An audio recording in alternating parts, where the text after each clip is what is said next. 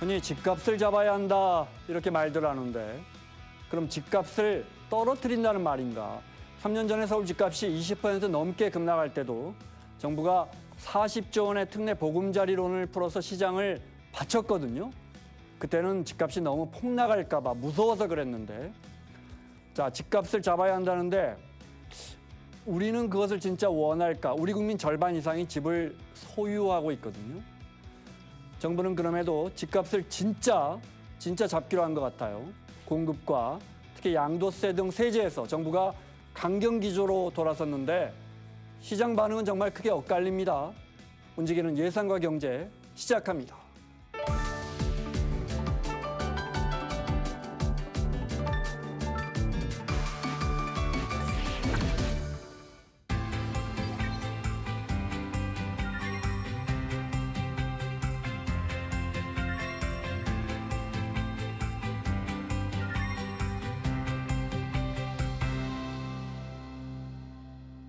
경쟁사회에서는 누군가 잘못하면 내가 상대적으로 이익인데 시장 경제에서는 반대일 때가 많습니다. 예를 들어 누군가 경제활동을 아예 못 해버리면요. 결국 그 사람이 내가 만든 운동화도 못 사고 우리 미용실에 찾아와서 돈도 못 쓰니까 매출이 안 올라갑니다. 다 같이 손해를 봅니다. 그래서 정부가 나서서 신용회복을 시켜주는 건데 과연 효과가 있을까? 한국경제TV의 신인규 기자 자리하겠습니다. 어서 오세요. 안녕하세요. 자, 신용사면 조치 이후에 실제 신용 점수가 오르고 이분들이 시장 경제에 소비 시장에 많이 복귀했다 이런 통계가 나왔어요. 실제로 이번 조치로 서민과 소상공인 분들이 292만 8천 명에 이르는 사람들이 이번 정책의 혜택을 받다는 통계가 있었습니다. 292만 명의 신용 회복 지원 혜택이 이루어졌다. 정말 큰 규모인데 이분들이 그러면 그게 지워지면 신용 점수가 바로 올라가서 은행 거래도 바로 할 수 있고 신용카드도 만들 수 있고 이렇게 되는 겁니다. 예, 실제로 신용 점수가 상승하는 효과가 있었습니다. 개인 같은 경우는 615점에서 이제 29점이 오르는 효과가 있었고 개인 사업자 같은 경우는 625점에서 670점으로 45점씩 오르는 효과가 있었다는 통계가 있습니다. 중요한 건 이분들이 이제 다시 신용 거래를 하는 건데 신용 거래를 하면 은행에서 돈도 대출도 받을 수 있고 신용카드도 만들 수 있고 이래야 되는데 그 문턱을 넘어간 사람들 통계도 나옵니까? 그 통계도 있습니다. 그러니까 기록이 삭제되자마자 개인 3만 8천 명이 신용카드 새로 발급을 받았고요. 그리고 11만 명들은 은행에서 개인 대출도 받았습니다. 그리고 개인 사업자 6천 명 같은 경우 역시도 이 새롭게 대출을 내서 사업을 할 수 있는 그런 환경들이 만들어졌습니다. 금융 거래가 정상화되니까 신용카드도 낼 수 있고 은행 문턱을 넘을 수 있는 그런 환경이 만들어진 거죠. 이번 조치가 이제 금융위원회의 크레딧 빌드업 신용을 이렇게 쌓아가는 그 제도의 일환인데 기본적으로 우리가 신용회복 이거 할 수 있는 여러 제도들이 있죠. 있습니다. 현재 제도를 신용회복위원회에서 운영하고 있는 제도들이 있습니다. 크게 이제 세 가지로 구분할 수가 있는데 신속 채무 조정, 사전 채무 조정, 그리고 개인 워크아웃의 이 세 단계로 크게는 볼 수가 있습니다. 이 감면 범위나 이런 게 좀 다 달라서 자세한 내용을 이 자리에 모두 설명할 수 있는 게 아니기 때문에 좀 아쉽긴 한데 자세한 내용이 필요하신 분들은 이제 신용회복위원회 홈페이지를 통하거나 아니면 간단하게 전화가 있습니다.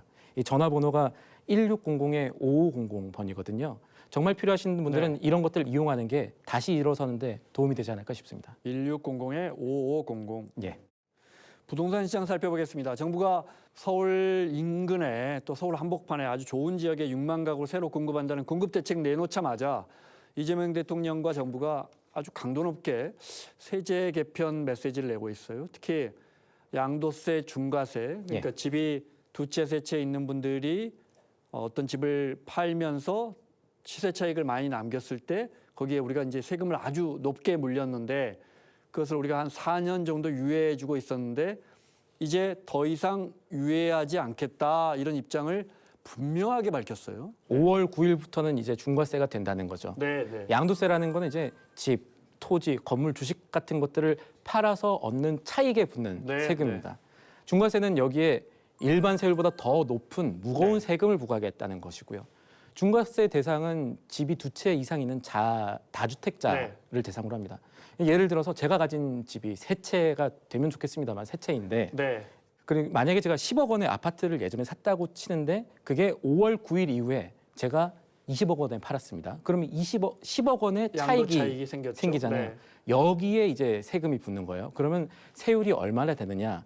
여러 가지 지방소득세까지 합하면 아마 80% 가까운 세금. 그러니까 그렇다면서요? 10억 원의 차익에 대해서 거의 8억 원 정도는 낼 수 있다는 그런 걱정을 일부에서는 또 하고 있습니다. 네. 일각에서는 우리 신 기자 이야기한 것처럼 새 정부가 보유세를 점진적으로 올리면서 양도세는 좀 열어줘서 다주택자들이 보유세 부담을 못 이기고 팔고 나가게 그렇게 시장에 좀 특히 강남 같은 지역에 공급을 늘리는 게 좋지 않겠느냐 이런 분석들이 많았는데 결론적으로 보면 지금 이재명 대통령이나 우리 정부는 공급 부족하니까 공급을 최선을 다하고 수도권에 서울 중심에 하지만 보유세를 올릴지는 아직 모르겠지만 양도세 부분은 예외 없다. 압박하겠다. 그러니 5월 9일 전에 팔고 나가세요. 이런 거군요. 정리하면. 예. 이 지난해부터 그런 모습들이 관측이 됐습니다. 이 앞서서 구윤철 경제부총리가 어떤 얘기를 했었냐면 이 미국처럼 보유세 매기면 50억짜리 주택에 그러니까 미국 평균으로 치면은 50억짜리 주택에 한 매년 5천만 원 정도의 세금이 발생하는 실효세율 1% 잡으면요. 그 정도로 그렇습니다. 미국 평균이니까. 그러면은 버티기 어려울 것 아니냐라는 그런 발언들도 있었고요. 그리고 이번에 다시 화제가 된 높은 양도세 자체도 취지 자체가 부동산 투기 잡기 위해서 만들어진 제도가 맞지 않습니까? 다만 그 당시에 처음에 이 양도세 얘기 나왔을 때 실제로 다주택자들이 집을 팔아서 공급이 늘어났냐 이건 좀 다른 얘기긴 하지만 결국은 말씀하신 대로 초점이 정부가 다주택자들을 압박하는 쪽으로 간다면 그게 어느 정도로 윤곽이 더 나올까? 이건 아마 세제 개편안 보셔야 될 것 같아요. 정부가 7월에 세제 개편안을 내놓을 텐데 여기에 아까 말씀하셨던 이 보유세라든가 여러 가지 추가적인 조치가 나올지 아닐지에 따라서 정부가 다주택자들을 얼마나 더 압박할 수 있느냐가 판가름이 날 수 있을 것 같습니다. 서울 집값이 조금 잡히고 있는데 그 동향을 보겠죠, 그죠? 그때 가서 서울 집값이 뭐 너무 일부라도 올라버린다면 아마 보유세 카드까지 나올 것 같고 그건 7월이다 지켜보겠습니다. 워시 쇼크가 뭡니까? 미국에서 연준 의장이 새로 바뀌는데 트럼프 대통령이 새로 지명을 했는데 이것 때문에 뭐 금은 방금 전에 우리 코인 시장까지 아주 출렁거리고 있습니다. 도대체 워시 쇼크라는 게 뭡니까? 워시 쇼크라는 게 이제 케빈 워시 연준 의장 지명자에 대한 얘기입니다. 그러니까 이 사람이 차기 연준 의장으로 지명이 되니까 증시는 덜 빠졌지만 미국 증시는 덜 빠졌지만 금, 은, 비트코인 굉장히 많이 떨어졌다. 이게 워시 쇼크, 워시 트레이드다라는 얘기들이 나오고 있습니다. 그래서 이 사람이 차기 연준 의장으로 지명됐는데 왜 증시도 조금 떨어졌으니까 여러 자산군들이 떨어졌냐 한마디로 요약하면 케빈 워시의 시대가 되면 그동안 시장을 들어올렸던 유동성 파티라는 것이 어쩌면 끝날지도 몰라라는 걱정이 생긴 겁니다. 우리가 아는 거와 반대입니다. 트럼프 대통령은 금리 내리기를 원했고 금리 내린다는 건 시장에 돈을 덮는다는 것이고 그래서 자기 입맛에 맞는 연준 의장을 지명한 걸로 알고 있거든요. 그러면 케빈 워시라는 사람이 금리도 좀 충분히 내려주고 그럼 시장에 돈이 덮을릴 거라 생각했는데 그게 아니다 이 말이세요? 지금 케빈 워시 논리는 이겁니다. 그동안 연준이 코로나 때문에 돈을 많이 풀었습니다. 경제가 망하면 안 되니까요. 그랬죠. 그러니까 미국에 인플레이션이 생겼고 이 인플레이션을 잡으려면 금리를 올릴 수밖에 없어라는 논리였습니다. 그런데 케빈 워시가 봤을 때 인과관계가 좀 다른 거예요. 유동성을 잡으면 금리를 낮춰도 되지 않느냐. 그러니까 트럼프 대통령이 원하는 대로 금리는 낮출 수 있다. 단 선결 조건이 붙을 것이다. 그것이 소위 말하는 유동성 축소라는 건데 이 연준이요. 유동성을 낮출 수 있는 방법이 하나 있습니다. QT라는 거예요. 대차대조 축소라고 우리가 부르는 건데 그래서 이 케빈 워시가 연준 의장이 되고 나서 미국의 경제지에 많이 나온 단어가 이 QT예요. 그리고 이것과 관련해서 여러 자산군들이 다 하락하는 달러가 강해지게 되고 그렇게 되면 증시도 그렇고 뭐 여러 자산군에 무리가 가지 않을까라는 걱정이 좀 많이 생겼다. 그 하루에 그렇게 보실 수가 있겠습니다. QT라는 게 이제 QE 양적 완화라고 우리가 일반적으로 알고 있는데 시장의 돈을 뭐 코로나 때 이럴 때 많이 풀었다가 그것을 이제 QT 시장의 돈을 중앙은행이 막 이렇게 흡수하는 건데 돈을 줄이는 건데 그걸 12월 1일 날 지난해 12월 1일 날 미국이 중단했거든요. 그러니까 시장의 돈을 흡수하는 걸 중단했다. 돈을 그만 회수할 거야 했는데 이 조치를 그럼 케빈 워시는 좀 바꿀 수 있다. 다시 할 수 있지 않을까. 왜냐하면 지금의 그동안의 문제는 연준이 이 새로 하는 조치들은 미국의 하루짜리 오버나이트 금리라는 게 있습니다. 이게 문제가 생기니까 잠깐 이제 조용한 양적 완화하는 것 아닌가 이런 얘기들이 있었는데 지금 케빈 워시는 아마 QT라는 걸 다시 할지도 몰라. 시장의 유동성을 줄이려고 할 것 같다라는 걱정이 지금 커진 거고요.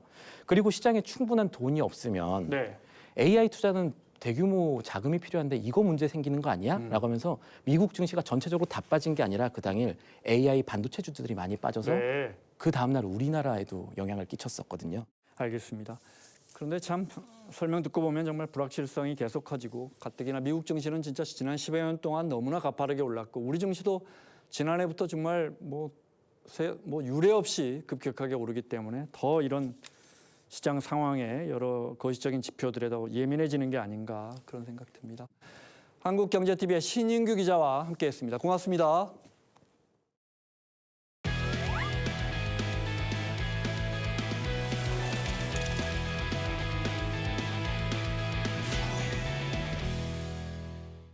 지난해 미국의 퇴직연금들의 가상자산 투자가 허용되고 또 스테이블 코인 등의 입법이 완료돼 제도권 안으로 들어오면서 비트코인 10만 달러를 넘어서 20만 달러 그러니까 3억 원까지 갈 것이다 뭐 이런 장밋빛 전망이 많았는데 지금 7만 달러대 지금 한 우리 돈 1억 1천만 원대까지 떨어졌어요. 오늘 코인 공부 좀 해보겠습니다. 엠블럭 김용영 최고전략 책임자 모셨습니다. 어서 오세요. 안녕하세요. 간단하게 자기소개 부탁드릴까요? 매경미디어의 블록체인 네. 전문 자회사인 엠블록에서 최고 전략 책임자를 맡고 있는 김용영이라고 합니다. 네. 저는 기자 출신이고요. 20년 좀 넘게 자본시장과 IT를 좀 취재를 했었어요. 어찌 보면 이제 이 블록체인 그리고 디지털 자산이 IT 기술로 새로운 그렇죠. 자본시장과 새로운 이제 재화 네. 이런 투자 수단을 만드는 거니까 두 개가 합쳐진 거라고 좀 볼 수가 있는데 제가 그래서 운 좋게 계속 이쪽을 지금 담당하고 있는 상황입니다. 비트코인 왜 이렇게 떨어집니까? 우리 투자하시는 분들 뭐 걱정이 큰데. 금리나 은이나 미국 주식, 국내 주식과 같은 다른 여러 네. 가지 이제 자산들은 이제 그동안 어찌 보면 좀 과투자 상태, 과열 상태라고 볼 수 있지 않습니까? 여기에서 이제 어디 보면 조정의 빌미가 네. 주어져서 좀 조정이 된 상황으로 볼 수 있는데 사실 그거는 코인도 지금 비슷한 상황이고요. 지금 이제 미국 연준 신임 의장에 대한 네. 얘기가 많습니다만 그보다는 이제 가장 근원적으로 너무 많이 올랐다. 이것도 네. 역시 코인에도 역시 마찬가지 작용이 되고 있다. 그러나 뒤집어 얘기해 보면 그동안에 코인이 올랐던 것이 너무 기대만으로 많이 올랐다라고 이렇게 볼 수 있고요. 그런 조정의 상태라고 볼 수가 있을 것 같고 특히 이제 저는 이런 말씀 좀 드리고 싶어요. 이 디지털 자산, 코인 같은 경우는 이제 리테일에 대한 노출이 굉장히 큽니다. 이른바 개인 투자자들에 대한 개인 투자자들이 굉장히 투자를 많이 하는 네. 시장이다 보니까 시장의 심리와 굉장히 많이 적용이 많이 돼 있고 또 하나 이제 유동성 이슈에 굉장히 민감합니다. 네. 그래서 이제 금리가 인상된다든지 금리가 인상이 될 기미만 좀 보인다라고 하면 이런 거시적 이슈에 상당히 민감도가 커서요. 네. 금리의 시험만 나와도 약간 조정을 받는 그런 부분들이 좀 있었었고 이번도 역시 그에 대한 우려가 네. 시장의 투자 심리를 많이 자극을 해서 이렇게 많이 좀 가격을 떨어뜨린 게 아닌가 이런 생각이 좀 듭니다. 우리 국민이 예. 비트코인 얼마나 갖고 있습니까? 생각보다 굉장히 많습니다. 네. 이게 사실 이제 지금 이 코인 시장에서 이제 뭐 정확한 데이터가 없고 뭐 이렇게 그렇게 많이 말씀하시는데 의외로 또 이 시장 전체 거래량이나 시장 전체 규모를 추산하는 데이터가 있습니다. 네. 이게 이제 FIU라고 불리는 금융정보분석원에서 1년에 한 번씩 한국 가상자산 사업자 실태 조사를 해요. 네. 이게 그래서 작년 6월 기준으로 나왔었는데요. 그래서 작년 6월 기준으로 가장 공신력 있는 데이터에 기반해서 말씀을 드리면 한국 거래소 내 코인 시가총액이 약 95조 1천억 원 정도가 됩니다. 네. 그래서 거의 100조라고 사실 보시면 될 것 같아요. 100조 원 정도가 되고 그리고 이제 한 해 거래량 1년 기준으로 해서 거래량은 약 2천조 원으로 추산이 됩니다. 정말 어마어마한 수치이고요. 그리고 이게 모든 코인, 한국 투자자들이 보유한 모든 코인이 약 100조 원이라고 추산했었을 때 그중에 비트코인이 얼마냐라고 이제 한번 이거는 사실 정확하게 이제 집계가 되지 않습니다. 네. 이거는 이제 추정의 영역인데 국내에서는 아무래도 해외보다 개인 투자자분들이 이 주식이나 이런 위험성 있는 자산에 투자한 이력이 많으셔서 비트코인보다 다른 코인에 더 투자를 많이 하십니다. 대표적으로 이제 언급되는 코인이 XRP라고 하는 이제 리플이라고 네. 항상 불리는 이것들을 많이 하시고요. 그래서 비트코인은 제가 보기엔 그래도 한 4분의 1 정도? 4분의 1 네. 정도로 좀 추산할 수 있을 것 같고 그래서 약 20조에서 25조 원 정도가 보유되고 있지 않느냐 네. 이렇게 추산할 수 있을 것 같습니다. 지금 말씀하신 거는 국내 시장에서만 시장입니다. 미국 시장에서 직접 비트코인을 갖고 계시는 분들도 있을 거 아니에요. 맞습니다. 그죠? 그리고 자기 지갑에 넣는 그런 분들은 사실 추산이 안 추산이 되죠. 안 되는 거죠. 네네. 네. 추정만 가능합니다. 네. 앞서 이제 유동성 그 중에서 그러니까 시중에 풀린 돈의 양 당연히 금리가 중요하고 금리 때문에도 가격이 조정을 받았다 하셨는데 어찌 보면 지난해부터 미국은 금리를 낮추고 있거든요. 네네. 그러면 금리를 낮추고 있으면은 돈이 풀리니까 아무래도 비트코인 값은 올라야 하는데 왜 이게 내립니까? 그 수혜가 사실 이제 작년에 거의 절정에 달했고요. 작년 3분기 네. 때 그래서 이 절정에 달해서 12만 달러를 기록한 것이라고 네. 보시면 될 것 같고요. 사실 비트코인의 러시가 언제부터 시작됐느냐를 따져 보면은 2024년 재작년이죠. 2024년 1월로 거슬러 올라갑니다. 네. 2024년 1월에 이 비트코인의 역사에 굉장히 큰 획을 그은 사건이 발생하는데 사건이라고 할 수는 없습니다만 이제 그 현물 ETF가 뉴욕 증시에서 승인이 되면서 그랬죠. 네. 그동안은 사실 이 비트코인을 망라한 다른 코인들은 뭐 바이낸스 또는 국내 업비트와 같은 이런 주로 개인 투자자들이 거래하는 거래소에서만 주로 거래가 됐었습니다. 네. 미국에서 코인베이스가 한다 하더라도 이 코인베이스가 사실 보면은 개인 투자자들이 많이 하지 기관이 그렇게 많이 쓰지는 않거든요. 그래서 개인 투자자들의 거래가 네. 중점이었는데 ETF가 되면서부터 이제 기관이 합당한 코인을 투자하는데 합당한 전략만 네. 가지고 있다라고 하면 기관이 마음 놓고 살 수 있는 상황이 조성이 돼서요. 이때부터 이제 기관 투자자들은 사실 남은 돈으로 투자하는 사람들이지 네. 않습니까? 네. 이 남은 돈으로 투자하는 사람들이 공격적인 투자를 할 때 코인에 투자를 할 수 있게 됩니다. 이러면서부터 이때부터 비트코인이 정말 아주 급등을 그랬죠. 하기 시작을 네. 하면서부터요. 네.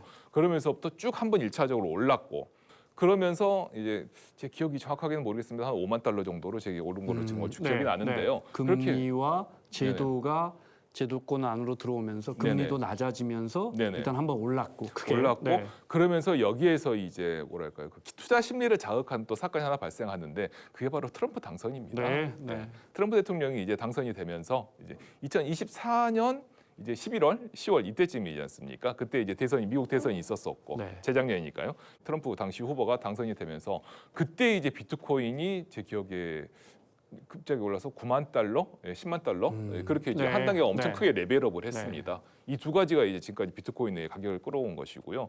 그 이후에 이제 트럼프가 당선되고 그래서 트럼프가 정말 코인 시장에 대해서 정말 적극적인 정책을 내놓을 것이다라고 하는 기대가 이제 트럼프 당선 이후에 2025년 상반기까지 계속 이어서 또 가격을 12만 달러까지 12만 7천 달러로 기록하는데요. 사상 최고가를 기록을 했는데 그 이후부터는 이제 사실 우리나라도 그렇지만 코인 시장의 정책을 정말 이렇게 잘 이렇게 세심하게 하면서 정책을 수립하기가 사실 쉽지가 않습니다. 왜냐하면 여기는 정말 어찌 보면 무주공산에 가까운 영역이고 저희들은 이제 보통 이제 정말 서부 시대의 재림, 미국 서부 개척 시대의 재림이라고 얘기하기도 하는데 그런 분야다 보니까 여기에 모든 것을 들어맞는 정책을 세우고 정책과 규제와 법안을 만들기가 쉽지가 않은데 쉽게 진행되지 않았었어요. 지금도 이제 미국에서 이제 우리나라의 디지털 자산 기본법과 같은 미국의 클래리티 법안이라고 하는 그 암호화폐 시장 구조화 법안이 아직도 지금 협의 중이고 이거를 트럼프는 정말 작년부터 정말 통과시키고 싶어 했었거든요.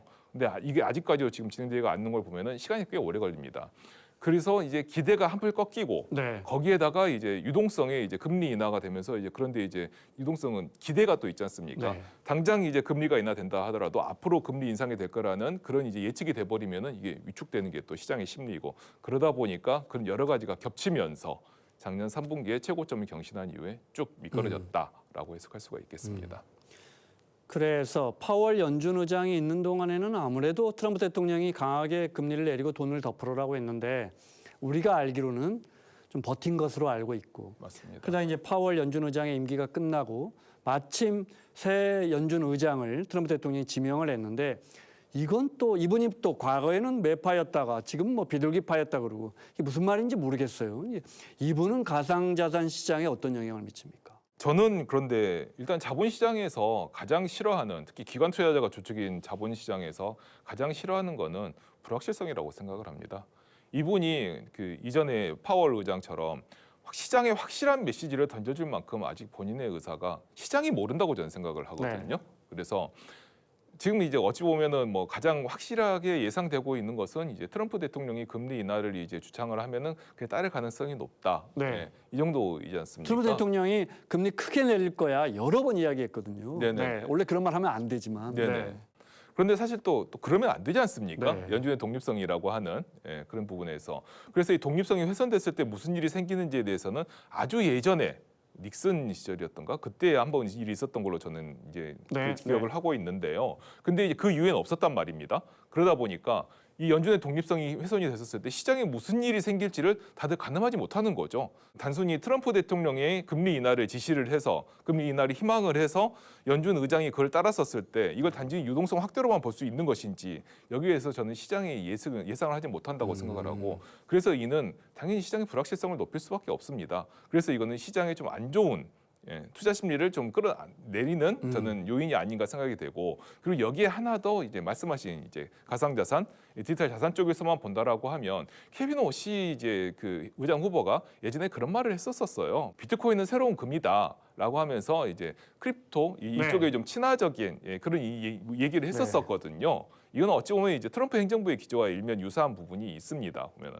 하지만 이런 전반적인 말씀드린 이제 전반적인 상황을 따져봤었을 때 이분의 친 크립토라는 게 정말 확실하게 정말 본인 소신에서 나온 것이냐라는 것에서는 아직까지 좀 이제 물음표가 붙는다고 생각이 되고요. 역시나 그래서 이 가상자산 시장에서도 이거를 100%로 호재로 받아들이지 못하고 있지 않느냐 이렇게 생각이 될 수 있습니다. 케빈 오시라는 새 연준 의장이 트럼프 대통령의 지지를 받고 인준이 됐지만 내정이 됐지만 그 사람이 진짜 트럼프 대통령의 바람처럼 화끈하게 돈을 풀지는 시장은 아직 의심하고 있다.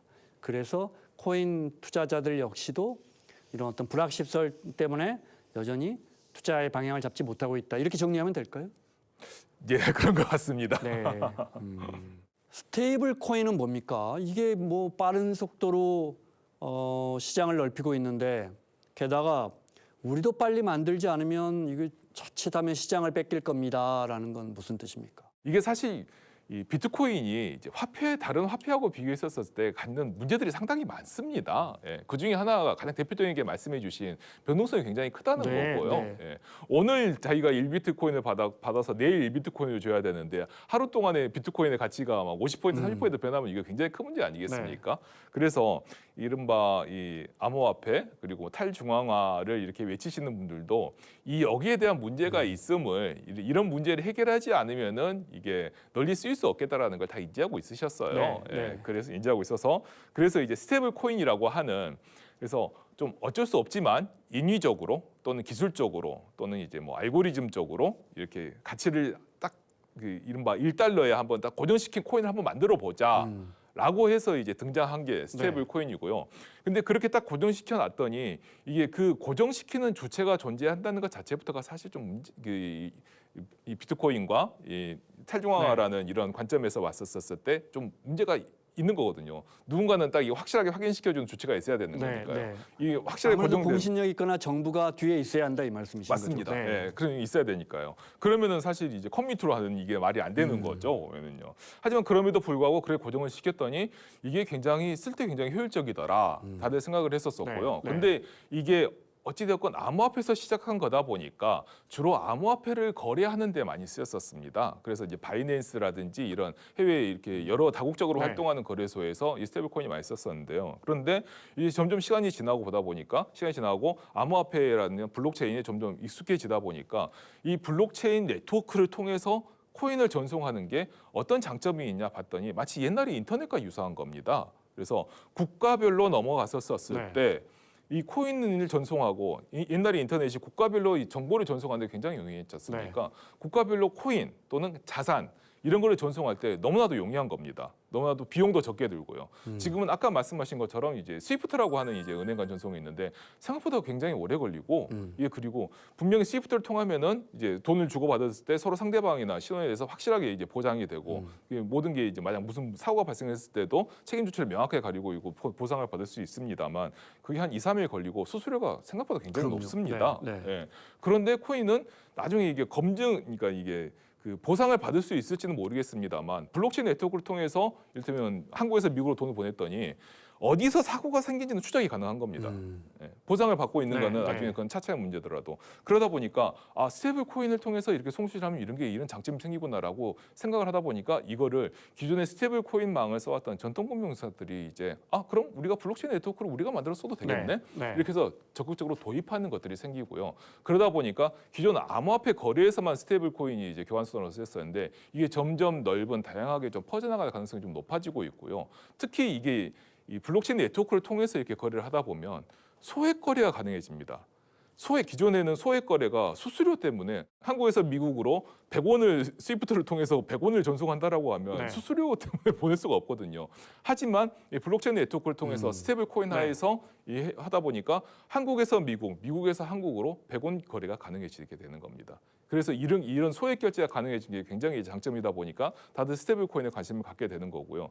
인터넷이라든지 네. 아니면 인터넷과 유사한 블록체인 네트워크망을 통해서 거래를 하다 보니까 자동화 거래가 가능하게 주고요. 그리고 최근 이제 부상하고 있는 인공지능이 있지 않습니까? 인공지능을 통한 자동 결제 이런 것들까지 적용할 가능성이 좀 더 높아지다 보니까 그래서 다들 여기에 좀 많이 관심을 가지게 되고요. 네.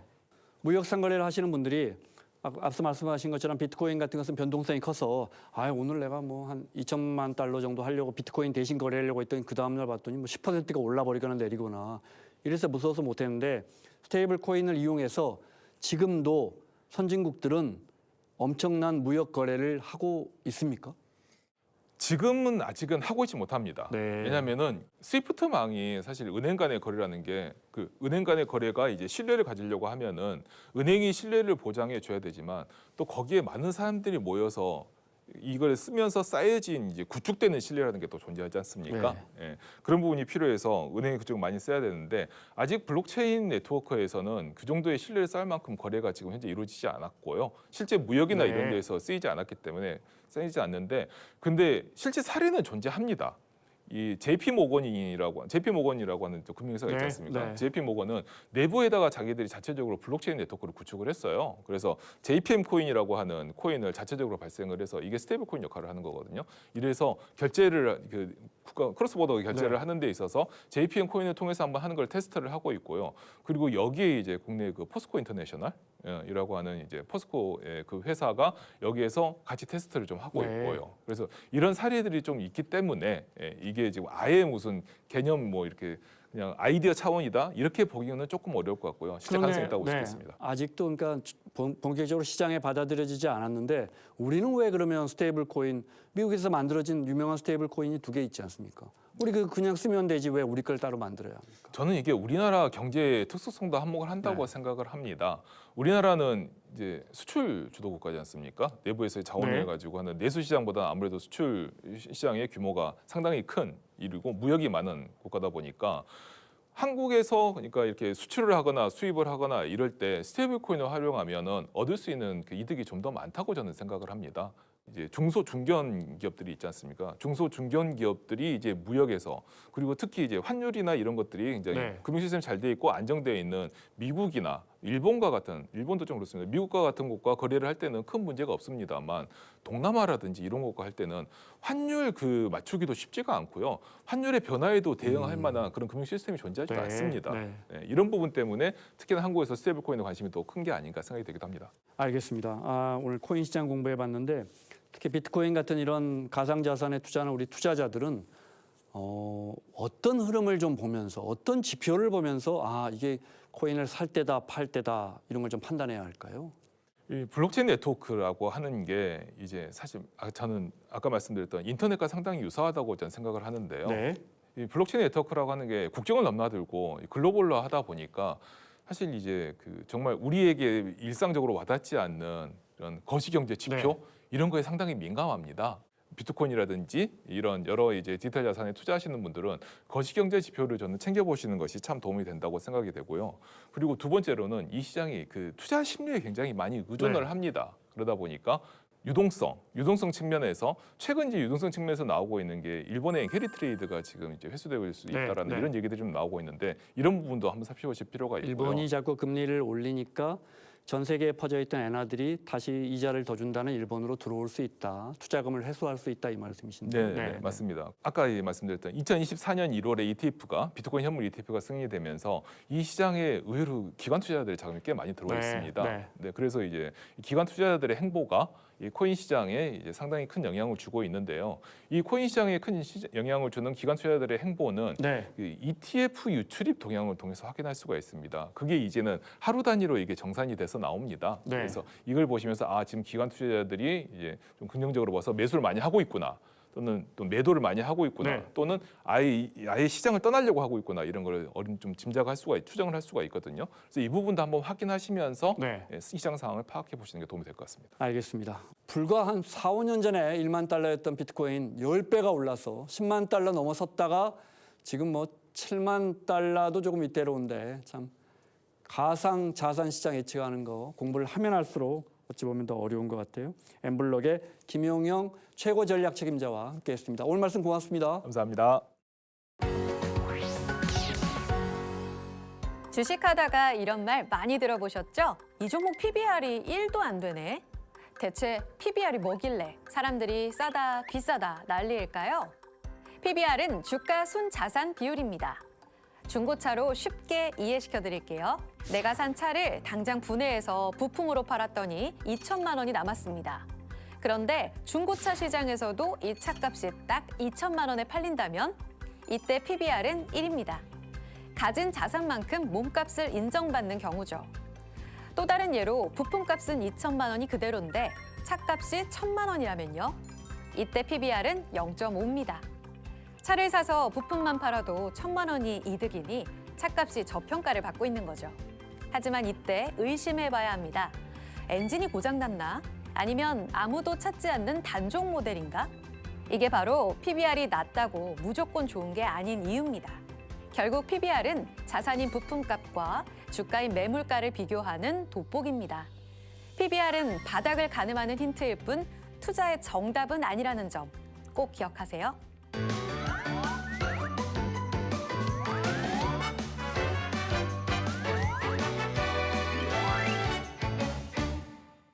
국회의원 한 분 한 분을 모셔서 의정활동에서 정치 철학까지 특히 지역구 구석구석에 숨은 정책을 꼬치꼬치 캐묻는 대동네지도 어이지 아나운서와 함께합니다. 어서 오세요. 안녕하세요. 네, 희재 씨 혹시 정년 연장 찬성하세요?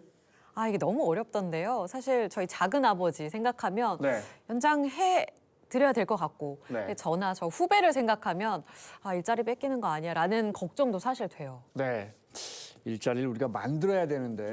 네. 자, 국회와 정부가 정년 연장 고민하고 있습니다. 이게 이제 청년 세대와 이해관계가 조금 엇갈리는데 정부 생각, 노동계 생각, 재계 생각 다 다릅니다. 이런 고민을 입법으로 연결하면서 우리 중장기 국가계획을 설계하고 있는 분이시죠. 민주당 정년 연장 특위위원장 삼선의 소병훈 의원 함께하겠습니다. 어서 오십시오. 네, 안녕하십니까. 저는 경기도 광주시 갑 출신 국회의원 소병훈입니다. 나와주셔서 감사합니다. 네, 그리고 경기도 광주를 네. 너른고을 광주라고도 합니다. 빛고을 광주와 네. 비교해서 아, 네. 제가 너른고을 광주 출신 소병훈입니다. 우리가 흔히 이제 저 광주광역시를 빛고을이라고 하는데 경기도 광주시는 너른고을. 너른고을이라고 하는군요. 광주가 목재 친화 도시가 된다는 게 어떤 뜻입니까? 21대 때 농해수 위원장을 했습니다. 네, 네. 당시에 이제 그 산림청장이 그런 뭔가 그 목재 종합 교육을 할 수 있는 그런 장소, 그런 그 기구가 필요하다고 그래서 그걸 하나 지어야겠는데 그런 걸 한번 물어보길래 그렇다면 우리 광주가 적지다. 왜냐하면 광주는 거의 68%가 산림입니다. 네. 그리고 특히 이제 지금 자리하게 된 남한산성 자락은 남한산성이 소나무로도 전국에서 아주 유명한 동네입니다. 소나무, 좋은 소나무로. 그래서 거기에다 이제 목재 교육 종합센터를 지금 짓고 있습니다. 네. 목재 교육 종합센터가 들어서면 전국의 많은 그 목재 교육을 포함해서 목재 관련된 연구 단체랄지 이런 데들이 이제 수시로 드나들어야 될 장소입니다. 그러니까 네. 그 지역 인근에 이제 그 목재와 관련된 나무와 관련된 많은 다른 그 연구소 네. 이런 부분들이 이제 입주할 그럴 계획으로 있고 그러다 보니까 이제 광주가 나무 가구 산업이 굉장히 발달되어 있습니다. 네, 네. 굉장히 넓고 그래서 여러 가지 그런 것들이 잘 합쳐지면 일단 나무를 이용한 산업 쪽으로도 이제 나갈 수도 있지만 탄소 중립을 생각한다면 나무 사용을 더 많이 해야 되겠다. 네. 그런 점에서 이제 목재 친화 도시로 만들자는 게 지금 광주 시민들이 많이 동의하는 부분입니다. 그 목재 친화 도시 만드는 예산을 꽤 확보를 했습니다. 뭐 미국 사람들, 캐나다 사람들, 일본 사람들, 북유럽 사람들 다 아직도 집을 나무로 짓잖아요. 우리는 콘크리트나 시멘트로 짓는데 뭔가 살림이나 자연이 주는 좋은 게 있으니까 아직도 그걸 고집하고 살겠죠. 네. 저도 궁금한 게 있습니다. 네. 어느덧 우리 의원님은 3선 중진 반열에 오르셨고 경기 광주에서 3선 의원으로는 첫 기록이라고 들었습니다. 그렇습니다. 그래서일까요? 굉장히 막중한 임무를 맡으셨더라고요. 작년부터 정년 연장 특위를 맡으셨어요. 네, 정년연장 특위는 이재명 대통령께서 당 대표 하실 때 그때 이제 정당 그 대표연설에서 정년 연장 관련된 법안을 만들어 보겠다. 네. 그래서 그러고서 바로 이제 곧바로 당내 정년연장 특별위원회를 만들었는데요. 이제 제가 그 처음 위원장을 맡았습니다. 그동안에 이제 여러 차례 노사가 함께 정년연장 관련해서 의견을 많이 나눴는데 아직도 모두에게 만족할 만한 그런 내용은 네. 없습니다. 그리고 이제 그 중에서 한 가지 어려운 것이 청년 대책 이게 지금 좀 빠져 있다. 네. 네. 그 정년 연장에. 그래서 그 부분을 하기 위해서 청년 연장 TF를 정년 연장 특별위원회에 포함을 시켰습니다. 그래서 지금 청년윤위원회에서도 들어왔고 그다음에 뭐 대학생위원회도 들어왔고 그래서 조금 더 많은 그 의견을 좀 더 모아보려고 지금 하고 있습니다. 그분들은 기본적으로는 정년 연장을 반대합니까? 그 청년들은 아닙니다. 찬성하고 있습니다. 찬성합니까? 네. 찬성을 하는데 그 정년 연장이 필요한데 정년 연장되면 청년들의 일자리가 줄어들지 않을까 하는 그런 우려를 네. 가지고 있습니다. 네네. 그렇지만 본인들도 일정 정도 비율로 일자리가 줄어들 거라는 생각은 안 하는 걸로 저는 알고 있습니다. 네. 그리고 부모님들의 정년 연장 문제도 걸려 있는 어떤 그렇죠. 이중적인 그런 이중적인 그런 걸 네. 가지고 있어가지고 정년 연장에 대한 청년들의 그 생각이 네. 굳이 꼭 반대다 이런 건 아닙니다. 그리고 네.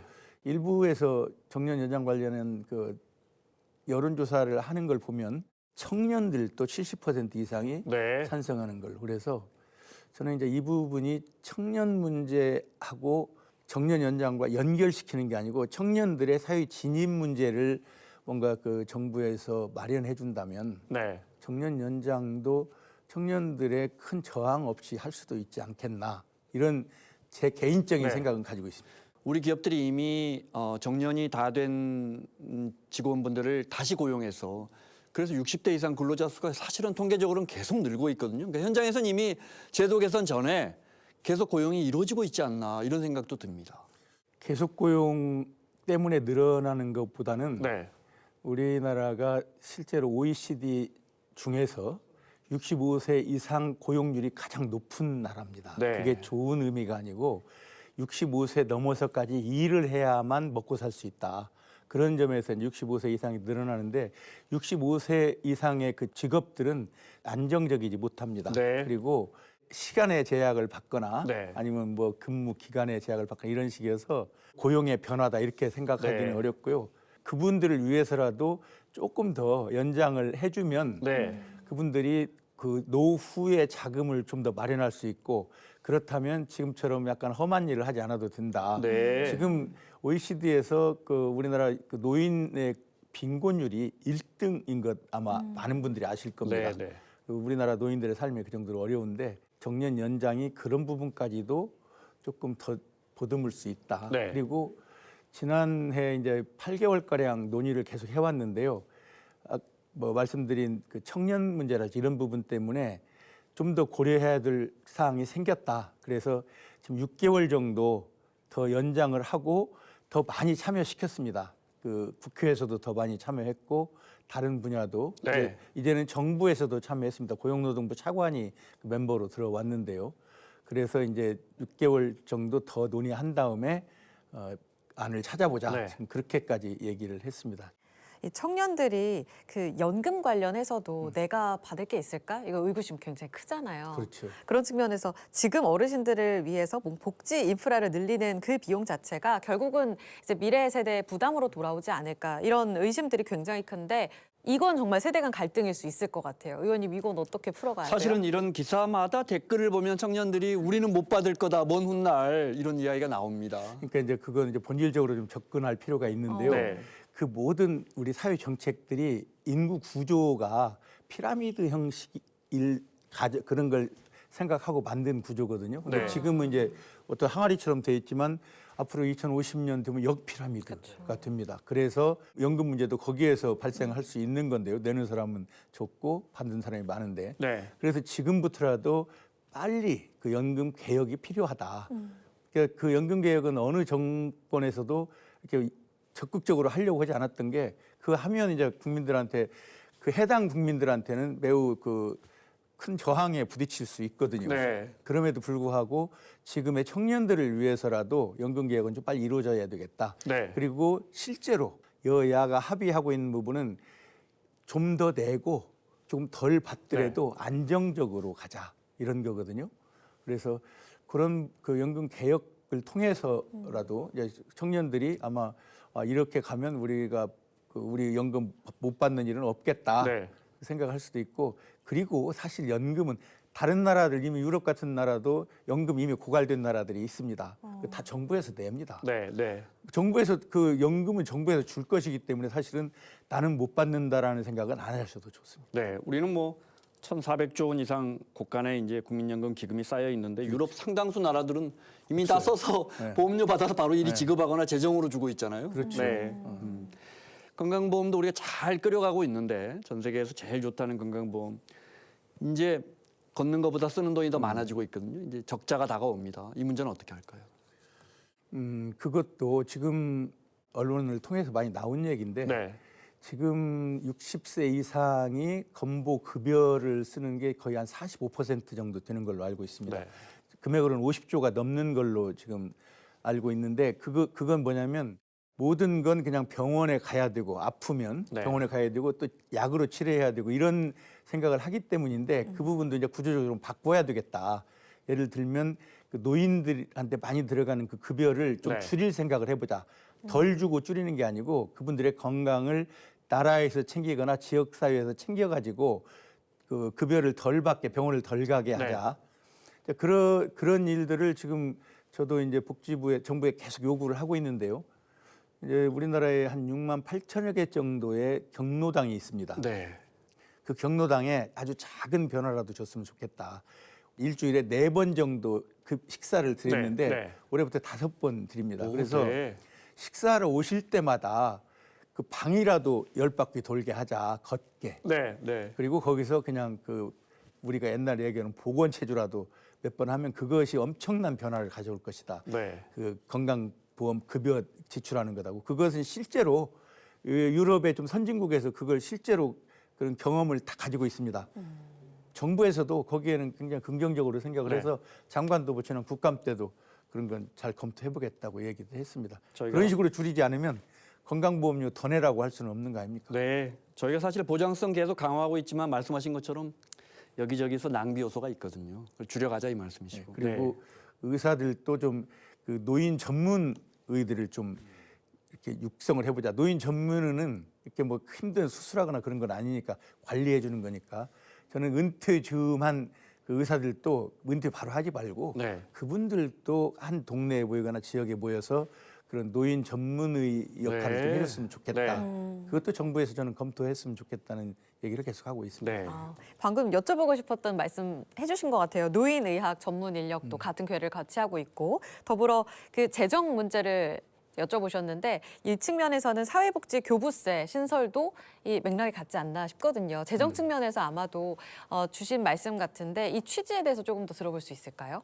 사실은 증세 없이는 복지 없습니다. 네. 네. 그렇다고 무조건 증세라고 해서 많이 걷자는 게 아니고 우리에게 꼭 필요한 부분 그리고 가장 시급한 그 예산은 세금을 통해서라도 그걸 충당을 하자. 그리고 그 세금이 사회복지사나 이런 세금이 단순히 뭐 얼마 소득세에서 받고 뭐 이런 식이보다도 네. 우리가 아직 지금까지 그 취급하지 않았던 뭐 여러 가지 세가 있을 수가 있습니다. 하다못해 데이터세도 있을 수 있고, 네. 우리 그 햇빛을 그냥 마음대로 공짜로 쓰고 있으니까 햇빛세, 바람세, 태양열 발전을 한다면 적어도 그 원료가 되는 태양열은 국민 모두의 것이다. 네. 그런 차원에서 관련된 그 세를 사회복지세나 이런 차원으로 한다면 훨씬 더 좀 나은 그 복지 제도를 만들 수 있지 않을까 그런 생각을 합니다. 지역구 의원으로서 광주 시민들 반가워할 예산 확보를 많이 하셨더라고요. 좀 구체적으로 어떤 예산들 있을까요?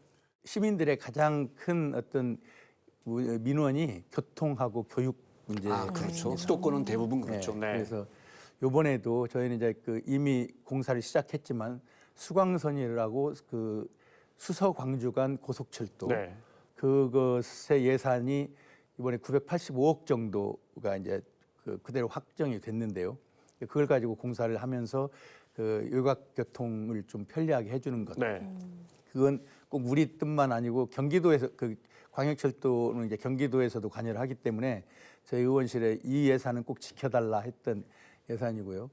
교육 같은 경우는 지난 문재인 정부 때 그린 스마트 미래 학교 사업이 있습니다. 그 사업을 제가 5개 정도를 받아왔습니다. 아마 전국에서 거의 없던 일일 텐데 그 예산이 1,000억 정도 됩니다. 그 학교가 어떻게 바뀌는 겁니까? 학교를 예컨대 광주중학교 같은 경우는 완전히 부수고 지금 다시 지었습니다. 그다음에 거의 광주중학교 있고 중앙고등학교, 경화여고, 광수중 해가지고 거의 한 학교에 200억 정도씩 들어가는 그런 정도의 예산을 가져다가 그린스마트 미래학교 사업을 하고 있습니다. 지금 마지막으로 아마 올해 이제 완결될 게 광주 초등학교.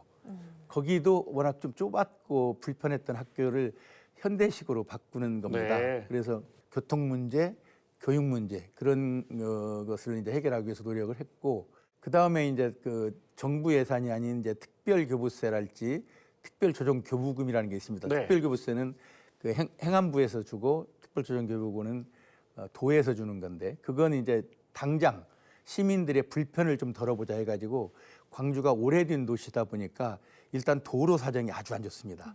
울퉁불퉁한 정도가 아니고 인도도 없고 뭐 경계석도 없고 그런 부분들을 이제 그 좀 다듬기 위해서 이번만이 아니고 지속적으로 그런 특별 예산을 가져다가 하고 있습니다. 이번에도 거의 뭐 한 2가지 합해서 한 60억 정도 되지 않나 싶은데요. 2가지 정도를 그 특별교부세하고 특별조정교부금. 그래서 시민들에게 우선 불편한 가로등 만들기, 그다음에 CCTV 달기, 그다음에 이제 버스 정류장에 그 시설 보완하기, 이런 것들을 이제 작은 액수지만 그런 데에도 예산을 많이 가져오고 있습니다.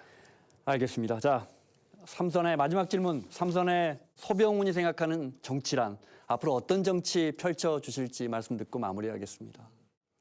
그러니까 흔히 그 정치하면 정치인 이렇게 하면 뭔가 막 도지사도 해야 되고 대통령도 해야 되고 이런 생각하는데, 저는 그거보다는 우선 가까이 있는 그 시민들의 삶을 좀 개선하는 게 더 중요하다. 꼭 우리 지역만이 아니고 전국적으로 그런 부분을 개선해 주는 게 중요하다는 생각을 합니다. 그래서 그동안에 이제 제가 해왔던 일들 중에 예컨대 의용소방대가 있습니다. 의용소방대가 우리나라에 10만 명 정도 되는데, 의용소방대가 한 번 출동하면 4시간밖에 수당을 주지 않습니다. 24시간 출동을 해도. 그걸 이제 제가 이제 8시간으로 바꿨습니다. 법을 바꿔가지고 그렇게 했는데, 그런 거 같은 경우는 그 실생활에 우리 지역만이 아니고 전국의 모든 의용소방대한테 적용되는 거거든요.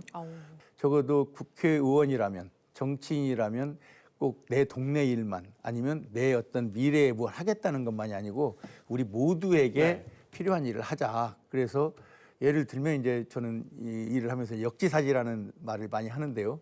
내가 시민이었을 때, 내가 지금 정치인이 아니고 내가 시민이었을 때 지금 저 시민이 나한테 얘기하는 그 생각은 무엇일까? 그런 걸 생각해야 되고, 그리고 정치인이라면 항상 그 모든 일을 내가 처음 시작한 게 아닐 테니까 누가 처음 시작했고 누가 이 일의 역할을 해서 지금까지 하고 있는지, 음수사원이라는 말처럼 누가 그 물이 어디서부터 왔고 불정지인처럼 이 우물을 누가 파줬는지, 그런 걸 생각하면서 정치를 한다면 저는 시민들과 국민들과 가깝게 지내는 정치인이 될 수 있다 생각합니다. 알겠습니다.